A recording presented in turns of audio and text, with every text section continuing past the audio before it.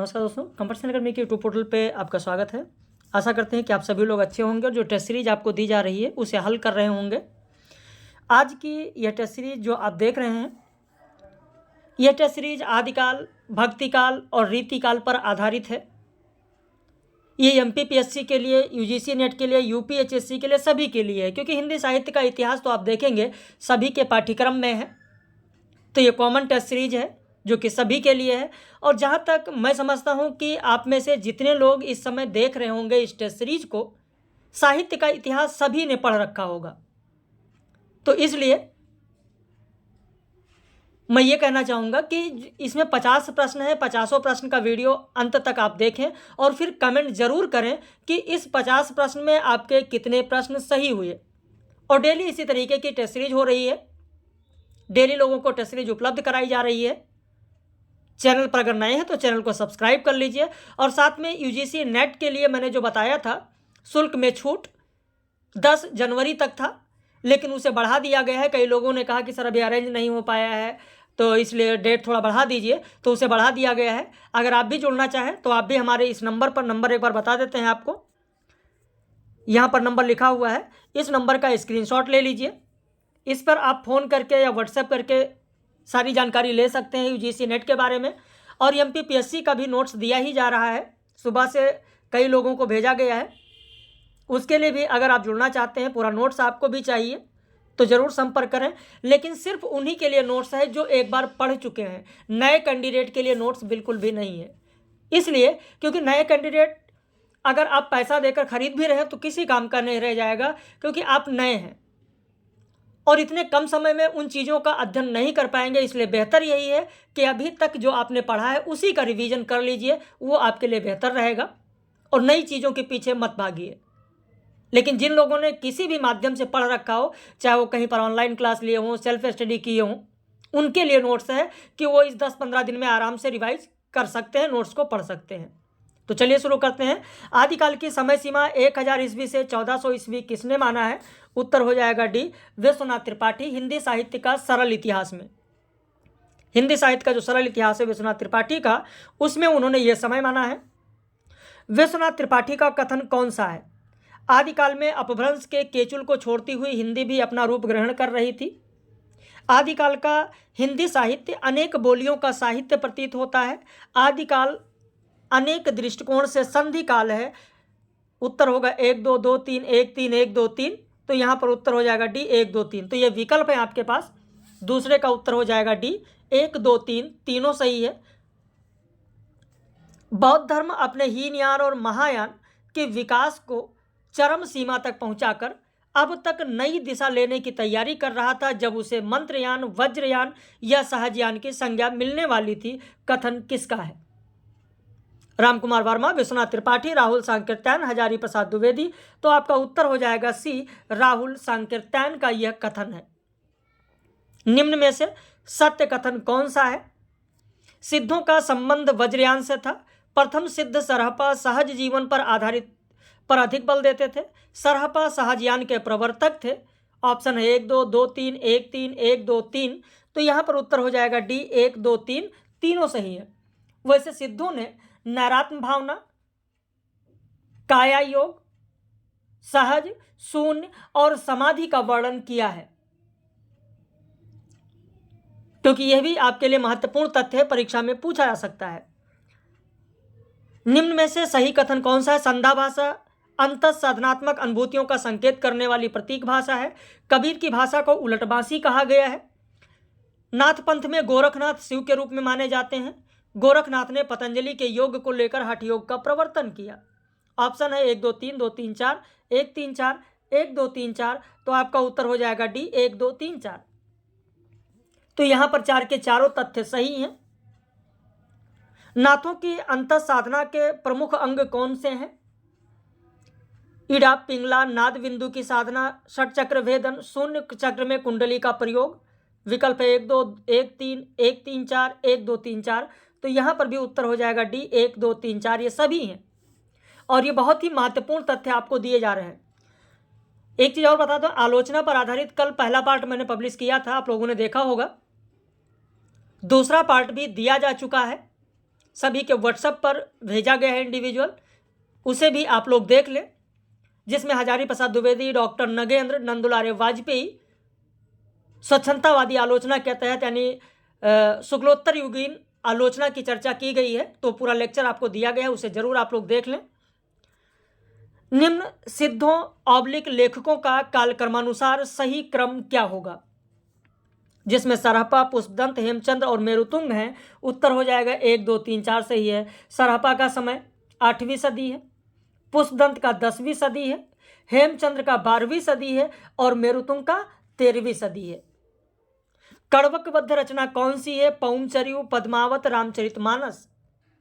केवल एक, 1 और 2, 1 और 3, 1, 2, 3, तो आपका उत्तर हो जाएगा डी। ये तीनों रचनाएं कड़वकबद्ध रचना है। पुष्पदंत की रचना कौन सी है? नागकुमार चरित, जसहर चर्यु, करकंड चरित। आपका उत्तर हो जाएगा 1 और 2। करकंड चरित कनकामर मुनि की रचना है, 11वीं सदी की। पुष्पदंत की रचना नहीं है। निम्न में से किसके बचपन का नाम चांगदेव था? उत्तर हो जाएगा सी, हेमचंद्र के बचपन का नाम चांगदेव था। इनका जन्म गुजरात के अहमदाबाद के पास में धंधुका नगर में हुआ था। पहले इन्होंने नाम रखा था सोमचंद्र, फिर इन्होंने नाम रखा हेमचंद्र।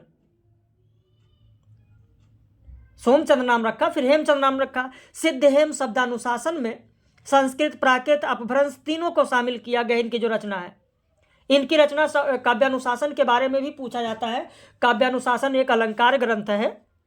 हेमचंद्र का काव्यानुशासन एक अलंकार ग्रंथ है जिसमें 3 भाग हैं, सूत्र, व्याख्या और सोदाहरण वृत्ति। ठीक है, और उसमें सूत्रों की बात करें 208 सूत्र हैं। सूत्रों की व्याख्या करने वाली अलंकार चूड़ामणि कहलाती है। ये अलंकार चूड़ामणि कही गई है। बाकी अभिधान चिंतामणि, नाममाला इनकी प्रसिद्ध पर्यायवाची रचना है, जिसमें कुल 6 कांड हैं। इसके अलावा प्रमाण मीमांसा अपूर्ण दार्शनिक ग्रंथ है इनका, जिनका संपादन किया था इन्होंने सुखलाल ने किया था। योग शास्त्र ग्रंथ भी इनका है, जिसका मूल मंत्र है स्वावलंबन। तो इस तरीके से इनकी बहुत सारी रचनाएं हैं और ये सारी चीज़ें आपको पढ़ाई ही गई हैं। निम्न में से सही कथन कौन सा है? धनपाल का समय 11वीं सदी है। इनकी प्रमुख रचना भविष्यत कहा है। धनपाल श्वेतांबर जैन थे। भविष्यत कहा 22 संधियों का काव्य है। भविष्यत कहा में गजपुर के नगर सेठ के पुत्र की लौकिक कथा है। उत्तर हो जाएगा आपका सी, 1, 3, 4 सही है। दूसरा गलत है, क्योंकि ये दिगंबर थे, श्वेतांबर नहीं। निम्न में से सही कथन कौन सा है? विद्यापति का वंश यादव और उपाधि ठाकुर की थी। विद्यापति ने महाराज देवी सिंह की आज्ञा से भू परिक्रमा ग्रंथ की रचना की। भू परिक्रमा में नैमिषारण से मिथिला तक तीर्थ स्थली का वर्णन है। इनमें से सही होगा आपका दूसरा और तीसरा। पहला गलत है, क्योंकि विद्यापति का वंश जो था वो यादव नहीं था, ब्राह्मण था। उपाधि ठाकुर की थी, लेकिन वंश इनका यादव नहीं था, वंश ब्राह्मण था। संदेश राशक में कुल छंदों की संख्या कितनी है? उत्तर हो जाएगा 223। माता प्रसाद गुप्त ने पृथ्वीराज रासो के किस पाठ को रासो का मूल रूप माना है? उत्तर हो जाएगा डी, लघुत्तम पाठ को माना है। वैसे जो लघुत्तम पाठ की जब बात आती है तो इस पर परीक्षा में प्रश्न भी पूछा जाता है। पृथ्वीराज रासो तो पर खूब पूछा गया है। वैसे 2 मिनट का समय दें तो मैं आपको बेहतर समझा दूं। पृथ्वीराज रासो जो कि 12वीं शताब्दी की रचना है, जिसकी भाषा पिंगल बताई गई है, डिंगल भी माना गया है। चंद्रबरदाई का वास्तविक नाम पृथ्वी भट्ट था, अन्य नाम बलिद भी मिलता है।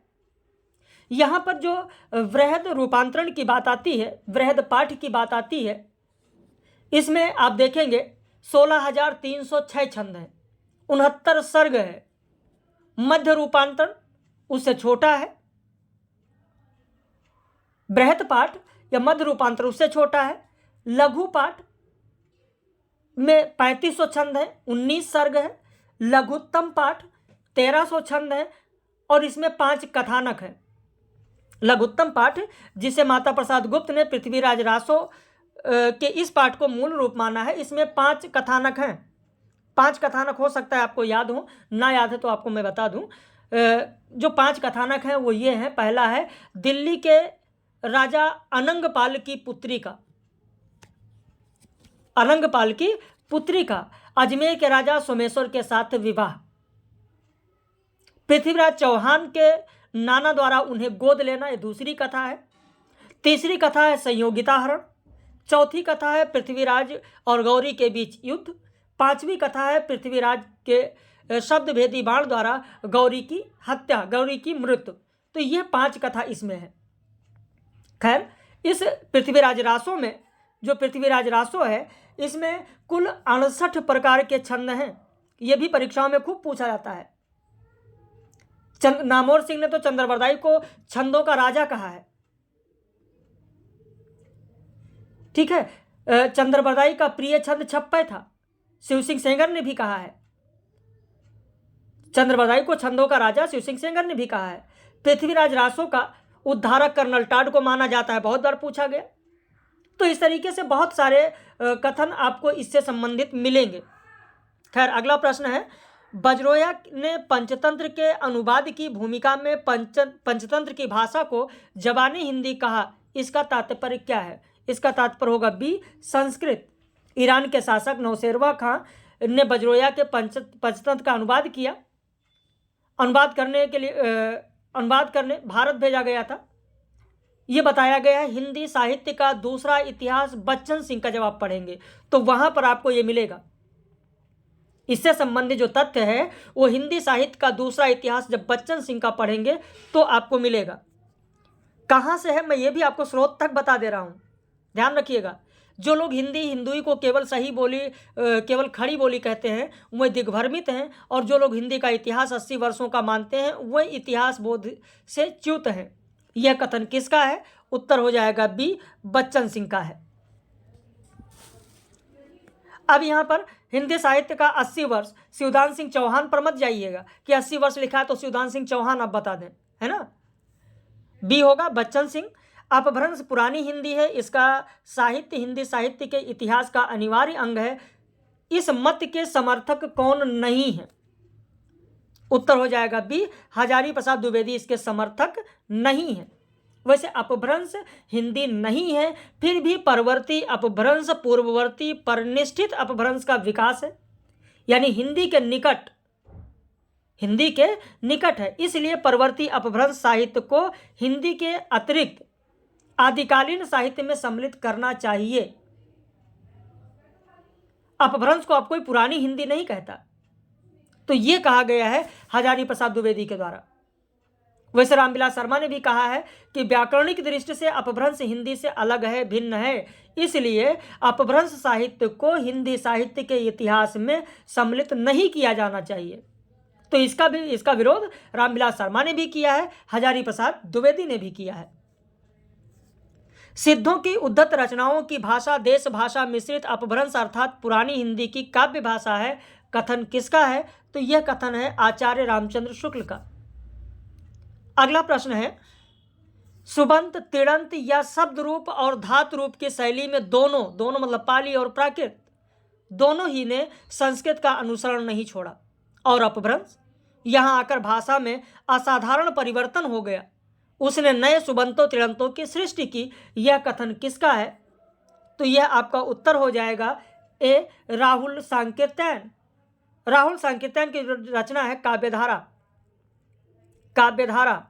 उस काव्यधारा में उन्होंने कहा है, काव्यधारा जो कि 1945 की रचना है, उसमें राहुल सांकीर्तन ने कहा है। हजारी प्रसाद द्विवेदी ने आदिकाल में उपलब्ध रचनाओं को कितने श्रेणियों में विभक्त किया है? उत्तर हो जाएगा 2 श्रेणियों में विभक्त किया है, तो बहुत ही साधारण है।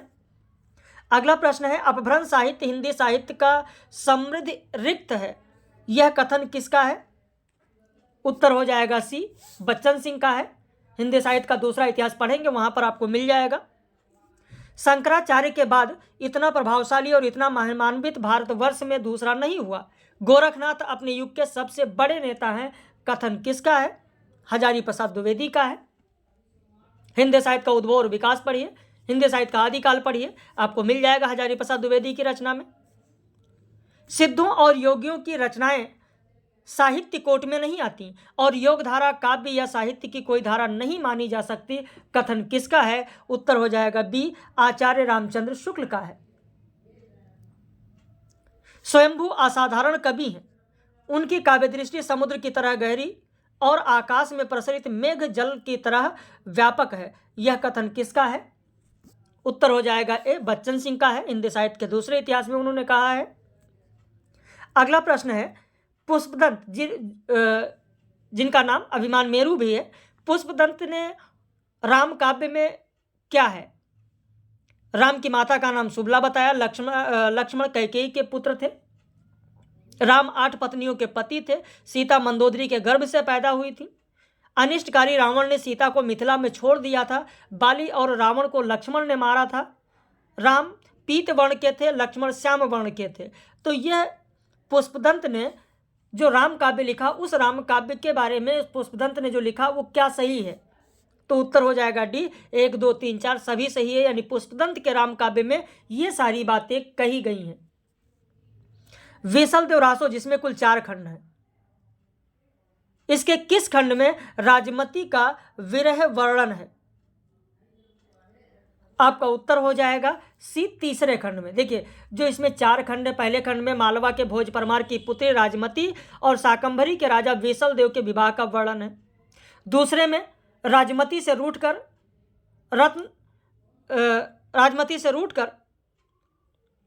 वेसल देव उड़ीसा चले जाते हैं। तीसरे खंड में जो यहां पर दिया गया राजमती के विरह का वर्णन है। और चौथे खंड में उड़ीसा से भोजराज अपनी पुत्री को मालवा ले जाते हैं और वेसल देव उड़ीसा से लौटकर उन्हें वापस अपने घर लाने के लिए जाते हैं। तो ये चारों खंड की कथा है। प्रश्न संख्या 27, विद्यापति का प्रेम ना तो रोमांटिकों की तरह वायवीय है, ना भक्तों की तरह दिव्य, वह अपरूप के कवि हैं। किसने कहा है? बच्चन सिंह ने हिंदी साहित्य के दूसरे इतिहास में कहा है। वर्ण रत्नाकर जो कि ज्योतिरेश्वर ठाकुर की रचना है, इसमें कुल कितने कल्लोल है? उत्तर हो जाएगा आपका सी, कुल कल्लोलों की संख्या 8 है। 8वां अधूरा है, ध्यान रखिएगा। 84 सिद्धों में महिला कौन नहीं है? तो कोकालिपा महिला नहीं है। मणिभद्रपा, कनकलपा, लक्ष्मीकारा ये महिलाएं हैं, लेकिन इसमें महिला कौन नहीं है? तो कोकालिपा महिला नहीं है। जिस प्रकार हिंदी साहित्य वेसल देव रासों पर अपना अधिकार रखता है, उसी प्रकार विद्यापति के पदावली पर भी यह कथन किसका है? उत्तर हो जाएगा ए, आचार्य रामचंद्र शुक्ल का है।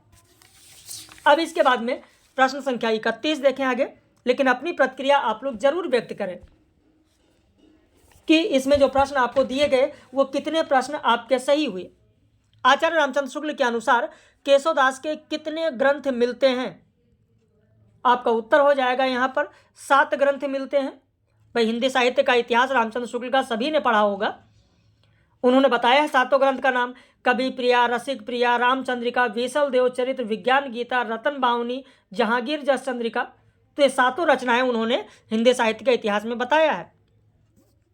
केशवदास ने रामचंद्रिका में किन रचनाओं से उक्तियां लेकर अनुवाद कर अपनी रचना में लिखा है? प्रसन्न राघव, हनुमान नाटक, अनर्घ राघव, कादम्बरी। तो आपका उत्तर हो जाएगा डी, 1, 2, 3, 4।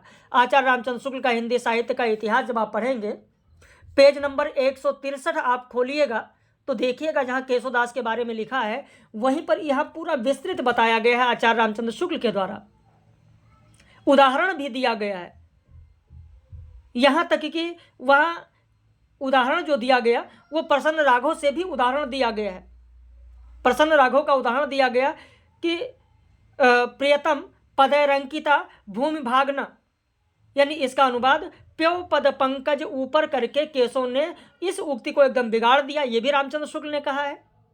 तो इस तरीके से कई उक्तियों का उदाहरण आचार्य रामचंद्र शुक्ल ने हिंदी साहित्य के इतिहास में दिया है। केशवदास के प्रबंध काव्य कौन से हैं? कवि प्रिया, रामचंद्रिका, वीर सिंह देव चरित्र।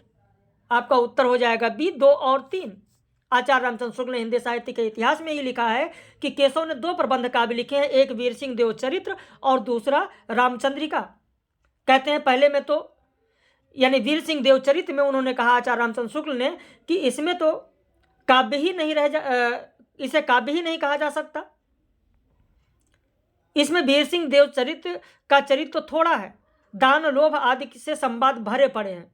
जबकि रामचंद्रिका के बारे में कहा कि यह बहुत ही प्रसिद्ध ग्रंथ है, पर यह समझ रखना चाहिए कि केशव उक्त वैचित्र और शब्द क्रीड़ा के प्रेमी हैं। जीवन के नाना गंभीर और मार्मिक पक्षों पर उनकी दृष्टि नहीं थी।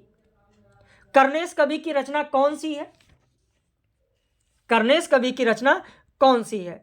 प्रश्न संख्या 34। उत्तर हो जाए, कौन सी नहीं है? उत्तर हो जाएगा ए श्रृंगारवत। अब कुछ लोग कहेंगे सर कर्णाभरण। देखिए, आपको कर्णाभरण अगर आपने लगाया है उत्तर में तो आपको याद आ रहा होगा लच्छीराम का करुणाभरण नाटक, है ना। कर्णाभरण कर्नेश की रचना है,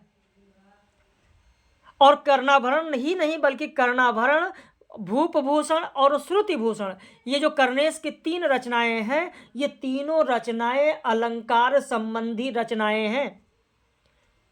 ये जो श्रृंगारवत रचना है ये मोहनलाल मिश्र का है, और ये मैं अपने पास से नहीं, आचार्य रामचंद्र शुक्ल के हिंदी साहित्य के इतिहास में पेज संख्या 162 पर जाइए और देखिए, ये सारी चीजें लिखी हैं, आपको मिल जाएंगी। केशव उक्त वैचित्र, अभी ये मैंने आपको बताया ही है, कथन किसका है? आचार्य रामचंद्र शुक्ल का है। अगला प्रश्न देखें, केशवदास की किन 2 रचनाओं का रचनाकाल समान है? केशवदास की किन 2 रचनाओं का रचनाकाल समान है? कवि प्रिया, रसिक प्रिया, रामचंद्रिका, विज्ञान गीता। आपका उत्तर हो जाएगा यहां पर सी 1 और 3, यानी कवि प्रिया और रामचंद्रिका। आचार्य रामचंद्र शुक्ल ने पेज संख्या 162 पर लिखा है। मैं इसीलिए बता रहा हूं ताकि कुछ लोग इसमें कहेंगे नहीं इस किताब में ऐसे मिल रहा है सर, गाइड में ऐसे मिल रहा है। गाइड पर विश्वास नहीं, ऑथेंटिक किताब पर लेकर चलिए, और वही चीज ऑथेंटिक किताब ही आप लोगों को पढ़ाई जाती है। 165 पर आप जब पढ़ेंगे तो मिलेगा, वहां पर रामचंद्र शुक्ल ने कहा है कि रामचंद्रिका और कवि प्रिया दोनों का रचनाकाल कवि ने 1658 दिया है, केवल मास में अंतर है, यानी महीने में अंतर है। जबकि रसिक प्रिया की जो बात है, उन्होंने कहा कि रसिक प्रिया संवत 1648 की रचना है। केशवदास की कौन सी रचना संस्कृत के प्रबोध चंद्रोदय नाटक के ढंग की है? प्रश्न संख्या 37 देखें, आपका उत्तर हो जाएगा सी विज्ञान गीता। रामचंद्र शुक्ल ने अपने हिंदी साहित्य के इतिहास में कहा है कि विज्ञान गीता संस्कृत के प्रबोध चंद्रोदय नाटक के ढंग की पुस्तक है। वही रतन बावनी के बारे में बताया, रसिक प्रिया के बारे में बताया, तो ये सब साहित्य के इतिहास से हैं। अगर आपने पढ़ रखा है तो जाहिर सी बात है कि ये प्रश्न आप लोगों के सही होंगे। बरवे नायिका भेद जो कि रहीम की रचना है, बरवे नायिका भेद में भी जो मनोहर और छलकते हुए दृश्य हैं वह भी सच्चे हैं, कल्पना के झूठे खेल नहीं। उनमें भारतीय प्रेम जीवन की सच्ची झलक है। उपर्युक्त कथन किसका है? उत्तर हो जाएगा डी आचार्य रामचंद्र शुक्ल का है। रास पंचाध्यायी शीर्षक रचना किसकी है? यहां पर आपका उत्तर हो जाएगा सी 1 और 3 नंददास ने लिखा है, रहीम ने लिखा है। इसके अलावा हरिराम व्यास ने भी लिखा है, नवल सिंह कायस्थ ने भी लिखा है। 2 नाम तो मैंने यहां दिया, नंददास और रहीम। 2 नाम आपको लिखना है तो और लिख लीजिए, हरिराम व्यास का नाम लिख लीजिए और नवल सिंह कायस्थ का नाम लिख लीजिए। तो इन चारों ने रास पंचाध्यायी शीर्षक से रचना लिखा है।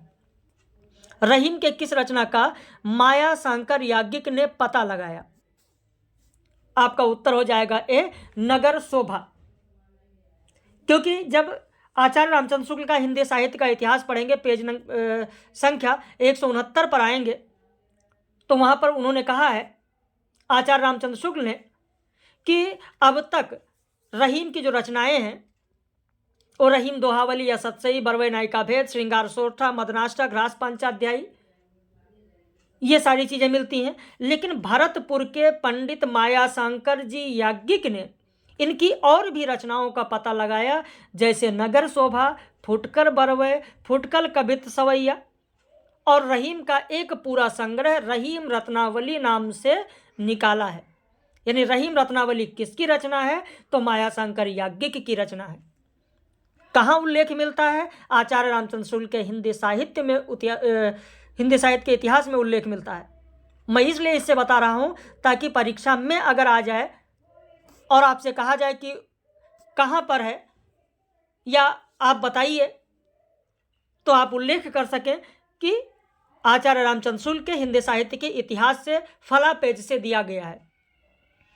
कलित ललित माला व जवाहिर जड़ा था, चपल चखन वाला चांदनी में खड़ा था। यह पंक्ति किस रचना की है? बरवे नायिका भेद, मदनाष्टक, नगर शोभा, रास पंचाध्यायी। उत्तर हो जाएगा बी, मदनाष्टक की यह पंक्ति है। यह पंक्ति किसकी है? तो मदनाष्टक की है। उत्तर हो जाएगा बी। अगला प्रश्न है, निम्न में से किसके गुरु का नाम हीरामणि दीक्षित था?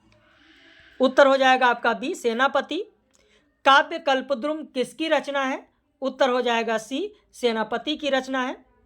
निम्न में से किस रचना में रंभावती और सूरसेन की कथा कई छंदों में मिलती है? पुहकर की रचना, रसरतन, सुंदर कवि की रचना, सिंहासन बत्तीसी, लालचंद की रचना, पद्मिनी चरित, बनारसी दास की रचना, मार्गन विद्या।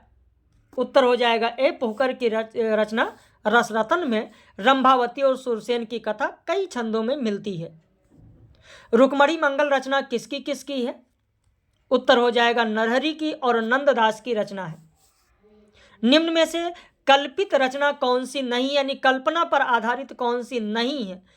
तो आपका उत्तर हो जाएगा डी, अर्ध कथानक कल्पना पर आधारित नहीं है। अगला प्रश्न है, कनक मंजरी किसकी रचना है? उत्तर हो जाएगा बी, कनक मंजरी काशीराम की रचना है। छीहल कवि की रचनाएं कौन सी हैं? तो पंच सहेली और बावनी छीहल कवि की रचनाएं हैं। बाकी जो हरि चरित्र है यह लालच दास की रचना है। कृपाराम के हित तरंगिणी का रचना काल क्या है? आपका उत्तर हो जाएगा ए, 1541 ईस्वी। अब कुछ लोग कहेंगे जल्दबाजी में इसका उत्तर लगा देंगे 1598 और कहेंगे सर 1598 होना चाहिए। भैया संवत और ईस्वी पर ध्यान दीजिए। 1598 की जो आप बात करेंगे तो इसका मतलब कि वहाँ पर कौन सी बात होगी? संवत की बात होगी। तो संवत और ईस्वी पर ध्यान दीजिए। माधवानल कामकंदला का रचना काल क्या है? उत्तर हो जाएगा यहाँ पर भी ईस्वी लिखा है 1582 से 1583 ईस्वी। तो संवत पर ध्यान दीजिए। अगर संवत पर ध्यान नहीं देंगे तो प्रश्न गलत हो जाएगा, क्योंकि 1541 आपका ये ईस्वी है, 1541 ईस्वी है। इसमें आप 57 जोड़ दीजिए तो हो जाएगा आपका संवत, यानी 1598। तो यहाँ संवत नहीं पूछा मैंने, ईस्वी पूछा है, तो इसलिए 49 का ए होगा, 50 का ए होगा। प्रश्न कैसे लगे अपनी प्रतिक्रिया जरूर व्यक्त कीजिएगा। बाकी इसी तरीके की टेस्ट सीरीज लगातार लोगों को दी जा रही है। अगर आप भी जुड़ना चाहते हैं, बैच ज्वाइन करना चाहते हैं यूजीसी नेट के लिए, एमपीपीएससी के लिए, यूपीएचएससी के लिए, छत्तीसगढ़ असिस्टेंट प्रोफेसर के लिए, तो हमारे इस नंबर पर आप संपर्क कर सकते हैं। लेकिन अपनी प्रतिक्रिया जरूर व्यक्त कीजिएगा कि इस सीरीज में आपके कितने सही हुए।